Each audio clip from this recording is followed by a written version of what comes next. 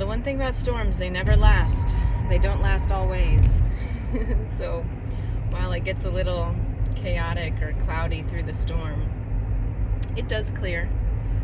And that's certainly true for me in my internal storms, as well as the storms externally. They happen to be in sync this time as we were getting a major storm through our nation in the physical and in the community, in the collective over the weekend. I was also going through my own personal storm, and to me they're all connected. So much of my personal storm this past weekend had to do with what's been happening in our country, and also specifically in Minneapolis. And I've been reflecting and talking with wise friends. I have wise friends in my circle, and I was talking with my friend Marcus last night or the night before, and he's almost 70, and he's like, Crystal, I thought we would have left, he's like, my generation thought that we learned the lesson. He's like, we have lived the civil rights movement, and we saw a shift really happen, because while a lot of white Americans right now think that this is new behavior in the U.S. for our government to be supporting vigilantes on the streets and shooting down people, this is actually not new. And in fact, when I was in college, this is after I got out of the military. Before I was in the military, I was doing nursing school and studied psychology and philosophy. But once I got out of the military and I went back to school, I continued to study psychology, but I also began studying sociology. And in beginning to study sociology, the type of history, it's a lot of history, and a lot of, within teaching the history, they also teach about the systems, the societal patterns that are creating history, right? And so one of the courses that I took at the University of Illinois was called Hate Crimes. And it was a class about the history of hate crimes in our nation. And as I took this class, I learned about many events that were state sanctioned. And in fact, the course that I was teaching at the local community college highlighted the state sanctioned and the nation sanctioned, we call it state even though it's a larger state, of violence against citizens, against people in our country.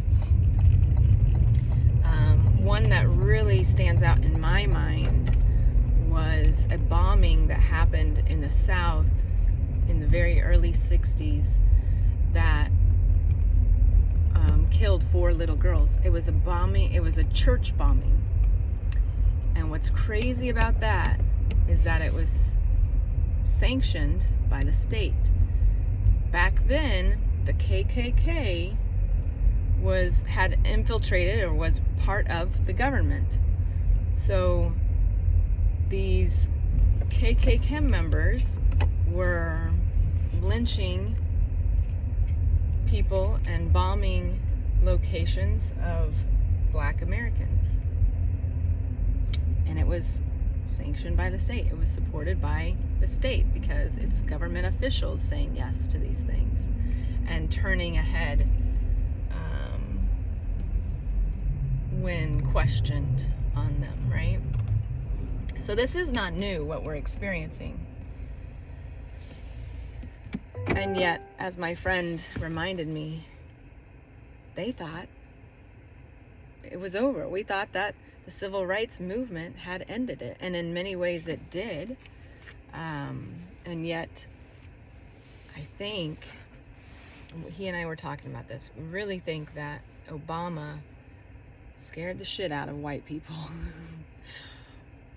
There's any type of white supremacist or white power movement, it's rooted in fear, really. Fear of loss of power. And that's really what we're experiencing in our country right now, is this fear rooted in a loss of power. The reality is the United States is not as white as it used to be, truly. And this is why we have this uprising. The numbers are shifting, and to be honest with you, I can understand this fear. It's a very real fear. Anytime that we're a minority, we sort of like, am I safe? Are they?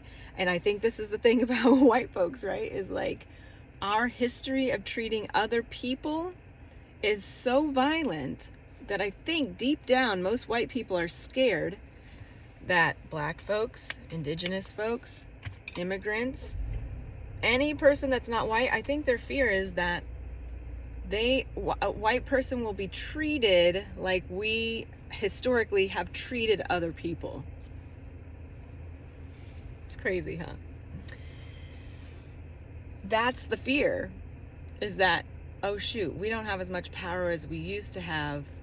They might mess me up, because we definitely have messed them up as a collective. And, legitimate fear. But let me tell you something that I know. I have been a minority for most of my adult life now. As a woman in the military, as a woman in a lot of male-dominated sectors in professional spaces, but also in the community that I've chosen. When I was in college, and even when I got out of the military, I chose to go to a predominantly black church, a couple of different ones, as I was in my travels and stuff. I chose to go to those churches because I felt the power and the presence of God more potent in these churches than I did in white churches. Truth.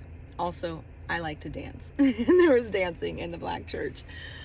And in that experience, and most often I was the only white person there, in a church of sometimes 500, sometimes 100, but in a large church, being the only white person. And what I know to be true is there are always going to be some people who didn't want me there, some people who made it known that they didn't want me there and would be rude, but I also know that that's a reflection of them and not me. But by and large, I was welcomed into the community because I am who I am, because I greet people with respect, with kindness, even with love. And people treat us most often the way that we treat them, right? That's why the golden rule is treat others as you would like to be treated. Because if we do that, we can be in community so easily, so easily. I never felt threatened as a minority member. Now look, we can say a lot of things. There are some dynamics as a white person that I have, some privileges that I have in any space that I walk into, especially if I walk into spaces of color. I do hold some unspoken power, but also the very lived experience that's happening in my head, that's happening in the community, is that I was a minority member. And so I could have stayed away from that space, too fearful that they would reject me or that they would treat me poorly. But again, I have found that if I treat people with respect, they treat me with respect. And that is what I think can wipe away any fears that people have. Anything that's rooted in fear or even in the greed. And greed, I believe greed is rooted in fear, a fear of loss of power. I get greedy. I'm going to hoard everything for myself because I don't want to lose my power. I don't want to lose my position on this ladder, this hierarchy that we've created through capitalism.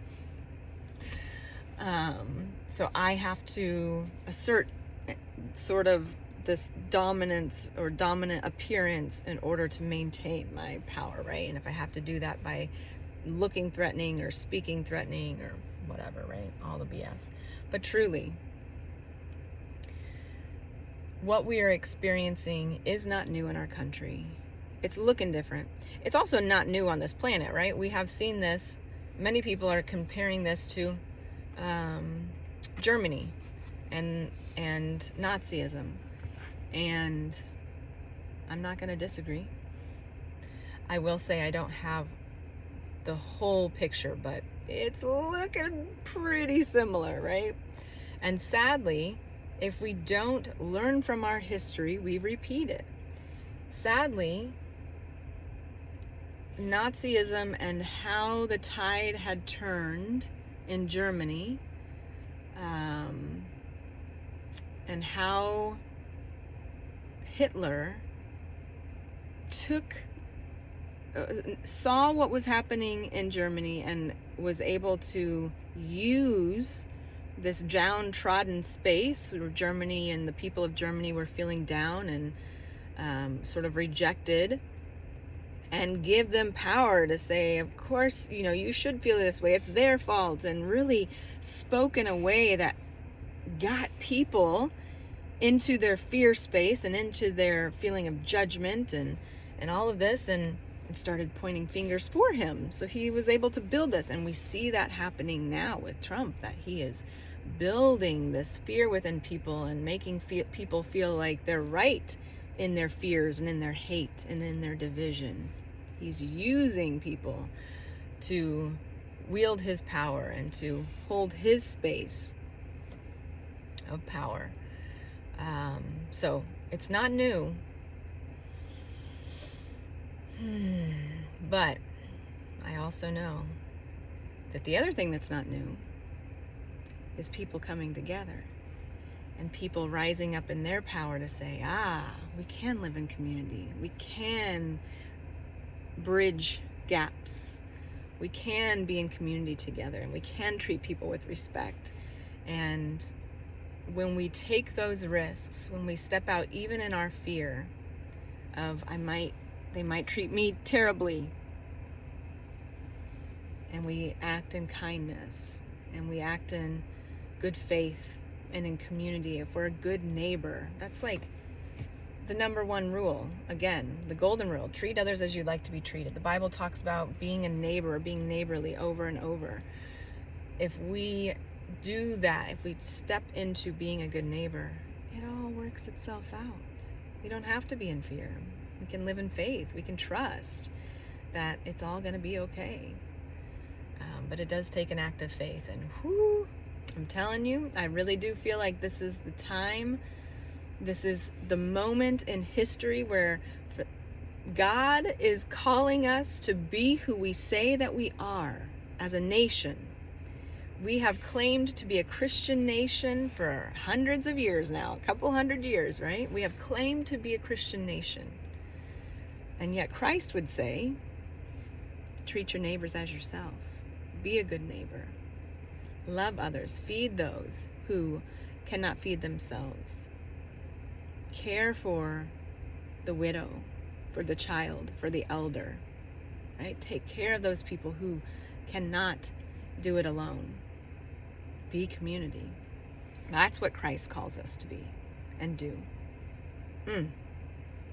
So I really do feel like this is a moment in history where we are being called, we are being tested, we are being asked to be who we say we are as a nation. All right, my white friends. Let's get it going. This is it. This is our test. Can we be the Christians that we say we are? This just turned into church. I'm gonna take y'all to church because that's where I live. I'm gonna stop here, but a little reflection for the day, and may it meet the hearts who needed to meet it. May it penetrate the minds who needed to hear it. And may we all feel safe enough to act in our better nature every day. Love you.